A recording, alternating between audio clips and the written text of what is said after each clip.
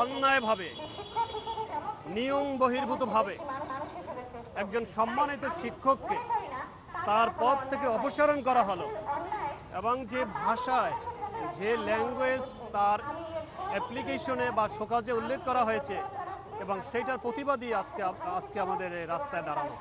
বরিশাল বিশ্ববিদ্যালয়ের যিনি রেজিস্ট্রার তার মাধ্যমে চিঠিটি এসছে, তো নিশ্চয়ই তিনি কর্তৃপক্ষের মতামত নিয়েই চিঠিটি ইস্যু করেছেন। তাহলে সেক্ষেত্রে আমরা বলবো বরিশাল বিশ্ববিদ্যালয়ের যিনি সর্বোচ্চ কর্ণধার তার মাধ্যমেই চিঠিটি হয়েছে, অতএব বরিশাল বিশ্ববিদ্যালয়ের কর্তৃপক্ষই এর জন্য দায়ী আমি বলবো।